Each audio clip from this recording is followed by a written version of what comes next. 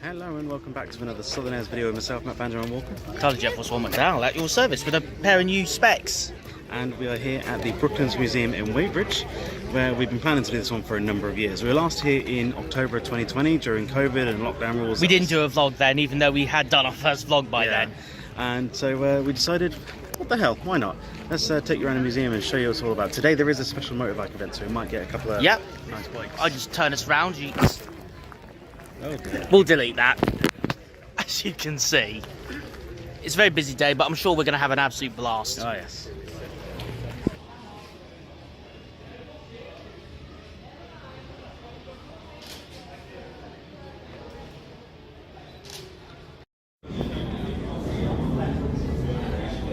So yeah, Formula One cars are what they used to look like compared to a very modern one over there. With my day job being to do with extinguishers these days, it's very interesting seeing some of these older ones, like what they used to look like compared to what they look like now. Dear oh dear. A lot's changed. A lot has changed. It's like the new 7S mobile. Yep. You and Zuza can drive that. It's fine. I'll stick to my C1, it's a bit more comfortable. Penny farthing, anyone? And for you cycle nuts out there who want to know what these are, Brooklands has taken the time to actually do a list of all these bikes. Hello. So an interesting thing about bikes, and this is something that I learned a few years ago courtesy of Matt and his brother Dan, because I'm not much of a biker myself. Never refer to a group of bikers as a biker gang, it's a biker club apparently. Yeah, you don't want to refer to them as a gang. If they got patches on their jackets and stuff, don't say it's a gang. It's a club, remember. I'm not going to say why, but... So, this little fella here, actually for a number of years, held a world record. And here's some information on said vehicle. And it's been kindly donated to the Brooklands Museum since 1997. And here he is, John Cobb, the driver who actually set the world record in that very car. There's another race car here.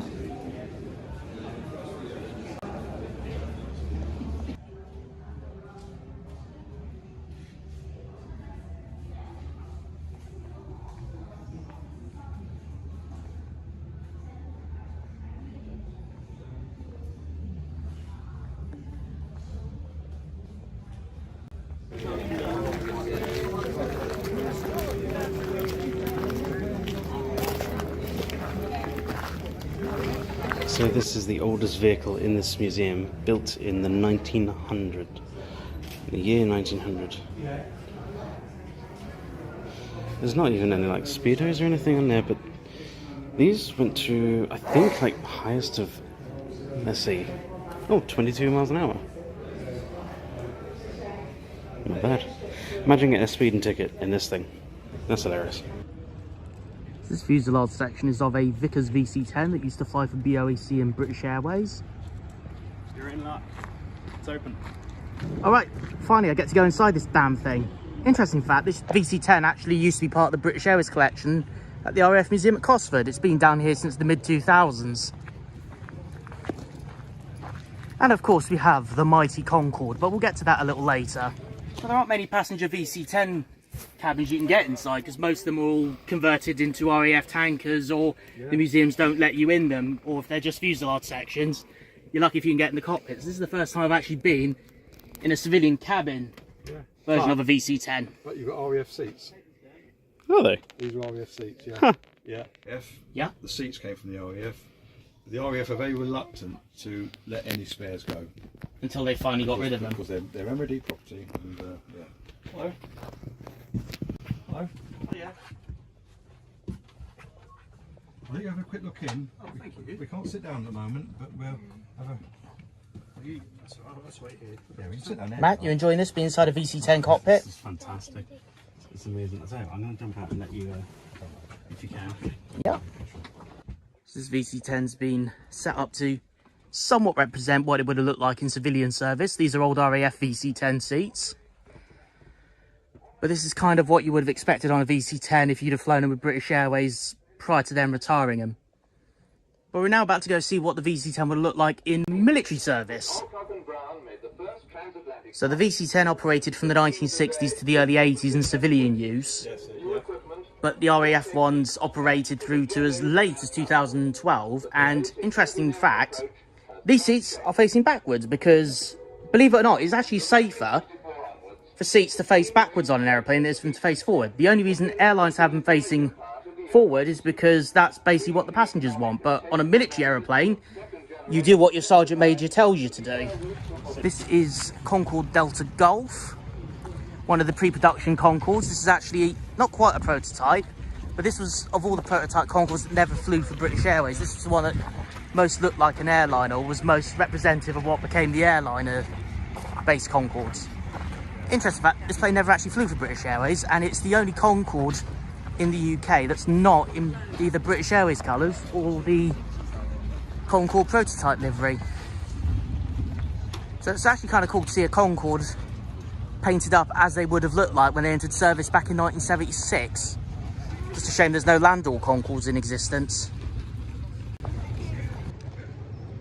Got a Concorde, VC-10, BAC 111.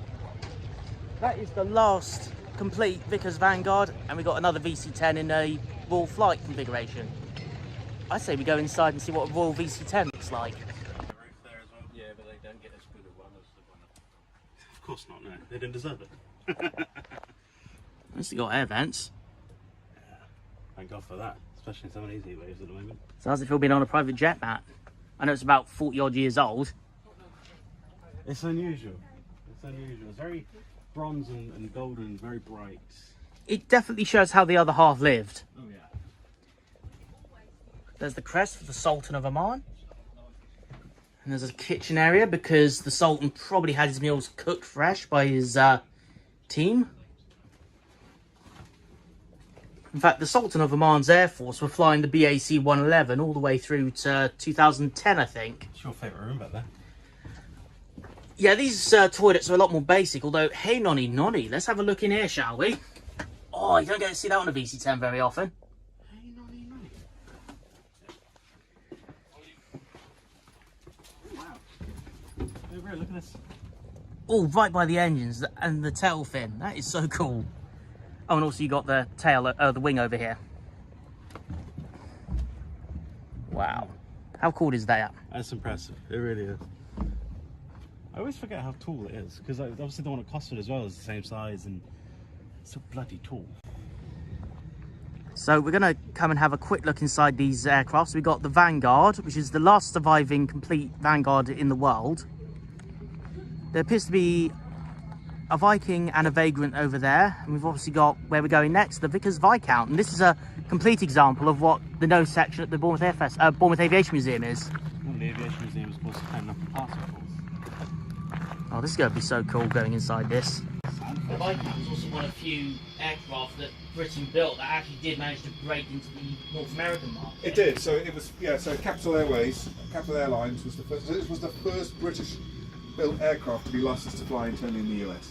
Wow. So Capital, I think United had some as well. So here we have the Viscount's cockpit. This is actually slightly different to the one that we got at Bournemouth, because the one at Bournemouth's got a blue coloured flight deck, whereas this one's a conventional silver colour. Very cool.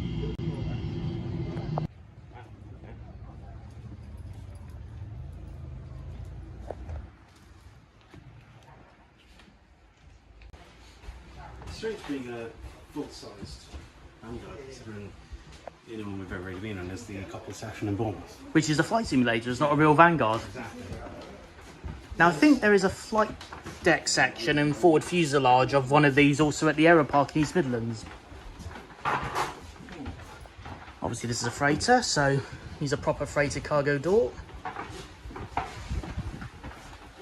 Well, the looks of it looks like Bournemouth's got quite accurate. Well, I mean, I think the simulator at Bournemouth was actually like 4 pilots properly, so it had to be very Yeah. And of course, the loo review, I think this one just about passes. This is a cargo plane, so it does have to be luxurious. So Matthew, we're about to go up the BAC 111, a bit of homegrown talent, because these things were built in Bournemouth, where we're from. I can't help feel like a bit of a code. All right, up you go, Matt.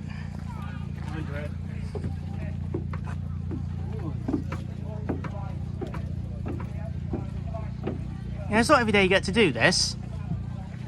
This obviously is a variation of what is nicknamed a Cooper Bay because of the infamous DB Cooper hijackings in America. Obviously, this plane never carried passengers. This was always built as a test aeroplane. Flight data and cockpit voice recorded to my side. And of course, as with its American cousin, the DC-9, the BAC 111 has a 2x3 configuration for the seats. And here we are in the cabin of the BAC 111, the most commercially successful British airliner ever built. You know, the 111 was first flew in 1962, and they flew all the way through to 2019 when the last test bed for Northrop Grumman retired in America. And the last test bed 111 in the UK stopped flying in 2013, I believe. It went to Newquay at a museum for several years, and it's now, well, the forward fuselage is now preserved at Solent Sky in Southampton. And obviously we've got a aviation museum at Bournemouth that does have the cockpit section for 111. And it's pretty much from the doorway right in front of us up to the cockpit. Yeah, love the 111. If there's any vintage aeroplane that I would love to fly on that isn't the Concorde, it would be the BAC 111.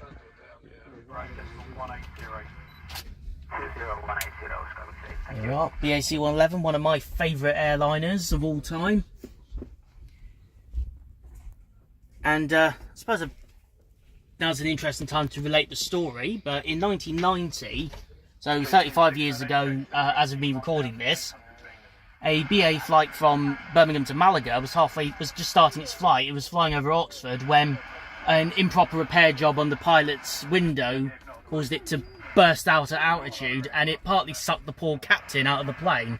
Luckily, this bit here was enough that it caught his legs and he was trapped there, so he wasn't completely sucked out the aeroplane. A flight attendant burst into the flight deck, held on to him until they landed at Southampton Airport, and by some miracle, the captain survived, and he continued to fly as late as 2005, retiring with EasyJet of all airlines. This, ladies and gentlemen, is a London Routemaster double-decker bus. And you can actually ride on this thing for £3. They do a 20-minute pleasure drive out of Brooklands and around the Weybridge area. Because the London Bus Museum now resides here at Brooklands. And yes, me and Matt did spend £3 each to get a ride on that. So that's exactly what we're going to do.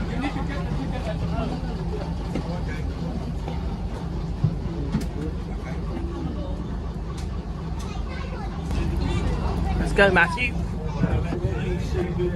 Here we are, we're on the Routemaster. This is the downstairs area. Be careful on the stairs and Oh, well, I do love a challenge. This is no worse than the yellow bus that used to live at Bournemouth.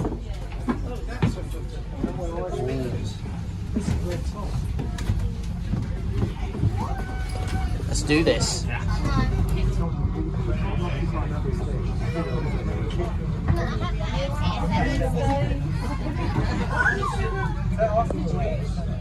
That's some decent legroom at least. You what?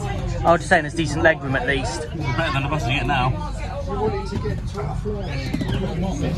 Just saying to Ty that we got more legroom on this bus than we did on the bus that we had back from Edinburgh to London. £3 well spent. Oh yes.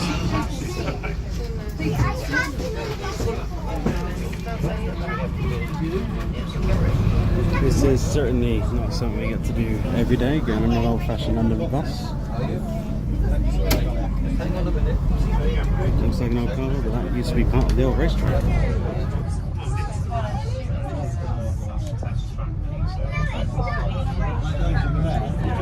Can't park there, mate.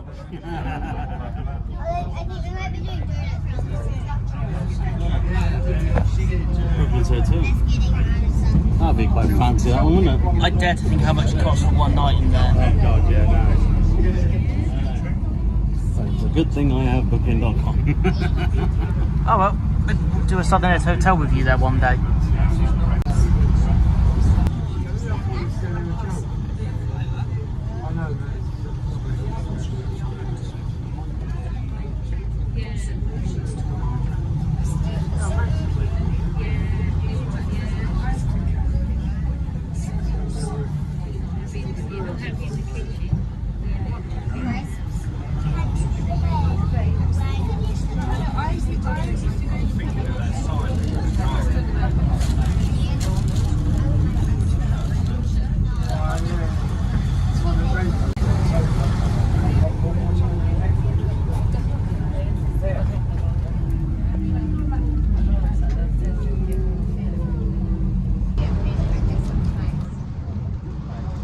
So we're heading back. We've had our 20 minutes. It's been a pretty nice little ride around Weybridge.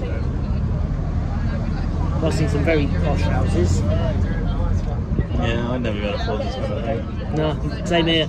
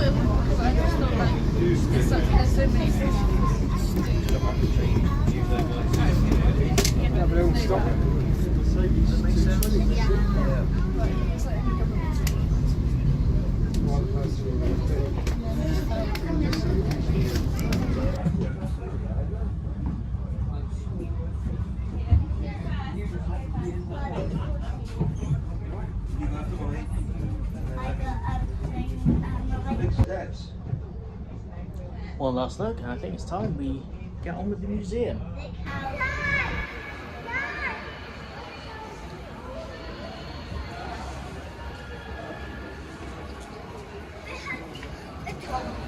Frequency subtle modulation, a subtle textural complementary pad, and a subtle modulating frequency component. So here we have what is basically an example of a modern electric bus that TfL use today across London.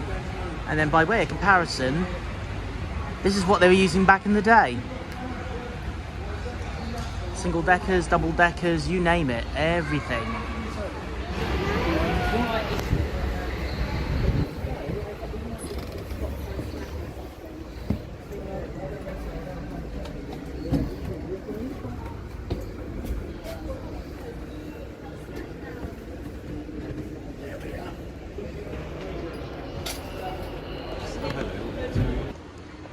Well, how do you feel about being on this very old bus? It's very green, isn't it? Yeah, I think this is the sort of bus that we would have been on if we were going somewhere like Heathrow or Windsor from either Slough or London Victoria, you know, before National Express became a thing. He got his picture. And if I just come round here, first this individual first class seat, we have... That's my seat, that. The most important arse on this bus is mine. Thank you. Yeah, you can see his head is swelling up very slightly. And in here, here's the driver's seat. And I think the driver's got a somewhat more important seat than his. I'm royalty, what can I say? That's my present driver. Royal as in R-O-Y-L-E. Peasant. This is terrifying. I barely trust you in a car, let alone a bus, let alone a plane or anything like that. Hello, Governor. It's going to be £1 for a ride through to London Victoria and £2 return to Windsor. No, thank you. I'd rather walk. Go on, Matthew. Let your inner kid out.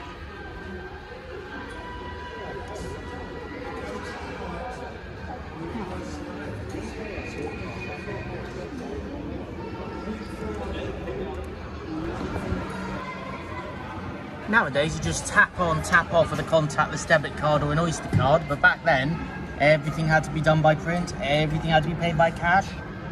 Some of our younger viewers might struggle to realise that this was the norm at one point. Even when I was a teenager on the bus, it was all done by cash. There was no cards. There was like a bus card that you can get, but I had it for college myself. But yeah, that's kind of it. And just to make London public transport feel a little bit more complete, they've even got a black cab. How to tell you're in London? Black cab. Yeah, black cabs hate it when they pick you up at Heathrow and then you turn around and ask them to go to places outside of London, because while they do have an easy time getting customers in London, outside of London they do tend to struggle with fares coming back.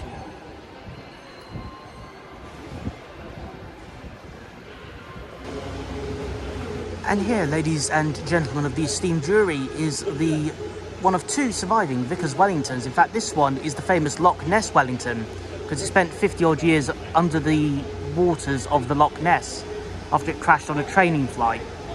All but one member of the crew survived. Sadly, the tail gunner wasn't able to eject in time, and the plane lay undisturbed for 40 odd years in Loch Ness before it was found and recovered.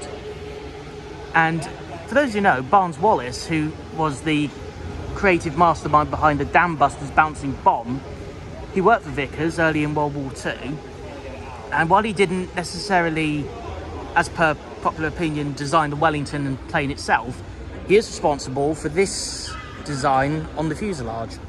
So the Wellington here at Brooklands is partly left exposed as it was when they found it, along with damage as you can see on the propeller and the wing, and the other side's been restored, so you get to see the Wellington at both angles. So this is a replica of a French Blois, I believe it's pronounced. But just look how basic this aeroplane is. I'll just zoom in on the cockpit. Just like the one that we saw at the Museum of Air and Space at Le Bourget. Impressive stuff. So as with our local Bournemouth Aviation Museum, we also seem to have a cockpit section of a Vanguard. Of course, Matt is discussing the Vickers Valiant nose section. Very cool aeroplane, the last one ever built, if I remember rightly. Yeah, that Valiant, if I remember rightly, that's the last, I think this was the last one to ever fly for the RAF. The last one to be delivered to something like that. Yeah.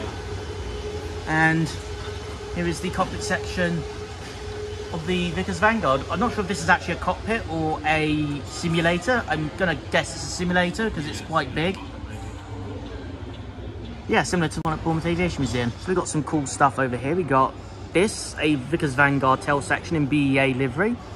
That is the wing of an Airbus A320, because in the United Kingdom we actually still build the wing sections for Airbus planes. A few other bits also do get built at the Broughton factory, but there's also a lot of admin stuff going on at Filton. And here we have a mock-up of a Concorde fuselage, as what they would have looked like when they did these parts here at Brooklands during the production of the Concorde on the British Air Corporation front. And what looks like a tail section of a Concorde. I'm going to assume that's based on the Landor livery. And over here we have Hawker Hunter, which we'll get around to in a minute. And there's another shot of the rear end of the Wellington. So me and Matt are currently stood on top of the Wellington bomber, but just to show you a little something. So this is the wing design of a Vickers Wellington that dates back to about 1936, 1937. And if we just jump forward a small jump of 50 years to 1987, 1988, that is the wing of an Airbus A320 by comparison. Here's a slightly better angle, but that is the cockpit section of the Vickers Valiant. which was built here at Weybridge at Brooklands, and this one was the last one to ever fly back in 1968. And Brooklands obviously has the cockpit section of it. They brought it home. Okay, so once you've completed like the factory hangar side here, all about the early years of Brooklands and life working in the factories around Weybridge, we do have another hangar, and there's a load of interesting aeroplanes in there. So shall we go inside? Yes. Follow the Banjoman. And we are greeted by none other than a Hawker Hurricane. Yeah, they moved this hangar about since we last did it. Oh, it was 5 years ago. This is a Hawker Fury, one of the last biplanes operated by the Royal Air Force. And if the shape does look somewhat familiar, that's because the Hawker Fury was probably the aircraft used to base the design of the Hawker Hurricane on. I think one of these looks Crosswood as well. I think they did. I mean, the RAF, I think, museum's got 1 or 2 of these in their collection. And of course, jumping down the Hawkers to BAE Systems, this is a Hawk, which the Red Arrows use for their display teams, and the RAF still use these as a trainer to these days. That's a T2 model, not a T1. Yeah, but it's still a Hawk. Obviously, this is the more up-to-date one. For some reason, the Red Arrows, for some reason, can't do their displays easily with a Hawk T2. I think it's something to do with the extenditure of the nose. As you can see up here, we've got a Wellington fuselage you can go through, replica. And obviously we've got a VTOL Harrier over there. And you can just about see a Danish Hawker Hunter just in the background. So this is a mock-up of Vickers Wellington bomber, and Matt is currently just making his way through this as we speak. I'm looking forward to having a look through this myself in a moment. So you can actually go through this this Wellington bomber mock-up. So let's do it for you. So that is obviously where the pilot would sit. Gotta mind your head because these are all gonna smack me otherwise if I'm not careful. All the dials and all controls. Mind your step as well. Navigator radio, I'm guessing. I mean, it's a bit tight in here. Not gonna lie.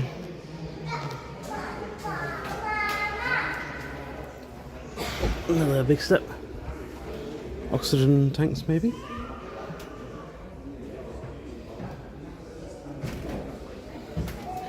So some of the canvas that was helped to make this aircraft, and then a photo to show the end. You'll have to excuse the prime example of the British weather, but that's what's left of the old Brooklands racetrack. Now, when the weather is a little nicer, the volunteers have been known to dig some of their sports cars out, and they actually take on a little ride around this bit. Something tells me they're not going to be doing that today, though.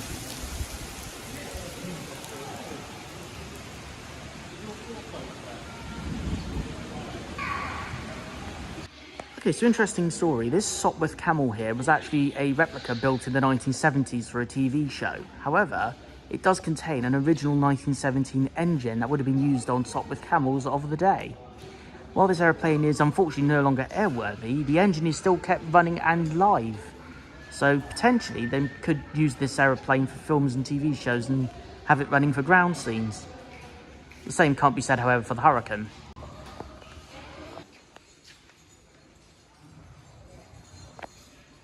That is a stratosphere chamber used to test airframes before they build the first prototypes. We've got a World War II era bomb. This is a tall boy used by Avro Lancasters in World War II.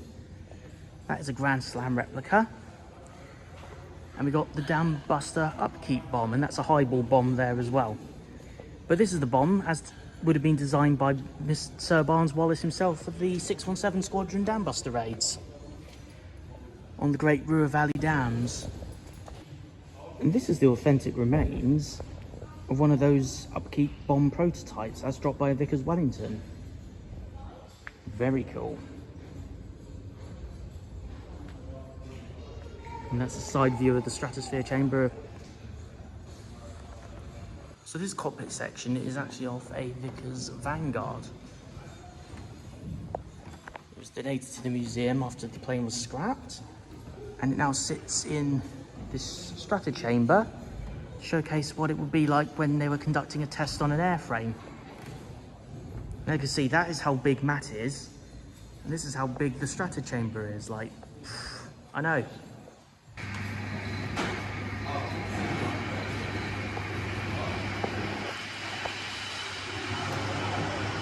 How's that for a great flipping night? Sure, blimey. We'll go into the control room in just a moment, but let's follow Matt into the airlock. See the back half of the Vanguard, yeah. Obviously all stripped out. Whew. Wow, imagine having this as a workplace. And as promised,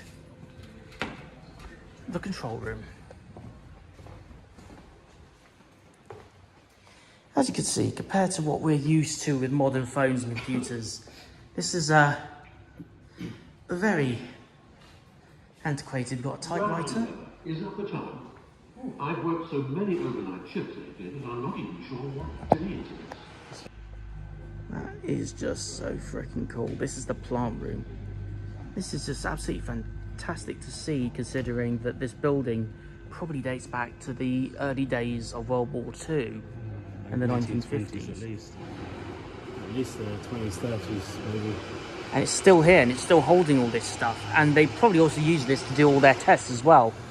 At the time, yeah. I don't think they would nowadays. Now, this wouldn't meet modern standards for what they need, but still, it's pretty impressive considering this is what they had. So this is a Vickers Viking airliner, a very rare plane. Sadly, this one isn't open today, but it's nice to see it all looking nice because it has been under a lengthy restoration. However, on a good note, this Vickers Varsity is open for business. So we're going to go in and have a quick look around the Vickers Varsity. In we go. It's so beautiful there. Yeah. I don't normally look at the down cat, honestly. You're going to get worse next week. Next week is going to be a nightmare where we live. Yeah. We're on the south coast, and yeah, it was 24, 25 at the very least. Yeah, I think tonight they have curtains coming down to the lights and now we're back to just over 160 days. Indirect it comes from the Wellington as well. The Viking. And that's all she wrote. And that was Brooklands Weybridge. Thank you very much, guys. What do you think of today's visit, Ty? Well, considering how many different aeroplanes that we've managed to actually get into, I'd say today was an absolute success. Oh, absolutely, yes. Like we were able to get on the BA VC10. I've not been able to do that in all my previous visits. We got on the Varsity, which we've just wrapped filming in. Was able to get on that a while ago. Obviously, some planes like the Viscount, the Vanguard, they're usually open. The VC10's usually open. Concorde, £7 for a tour. We couldn't do it today for various reasons, but, you know, if you want to go do it. We did manage to do the bus tour, though. Yeah, we did the bus. That is available most days, I'm guessing. And also, if you are here on certain days in the summer, you can also do vintage rides in the race cars if they've got the staff to do it. Absolutely. First of all, thank you guys. Thanks to all the staff and volunteers here. You guys have made our day quite special. It's been fantastic, especially speaking to the ex-RAF Red Arrows pilot, Graham. I don't remember his last name. I don't remember his last name either. Man. Yeah, really knew his stuff. Yeah. And obviously, thank you to watching our video today. Thank you. Really appreciate it. And we will see you in the next one. Safe travels, my friends, and see you again soon.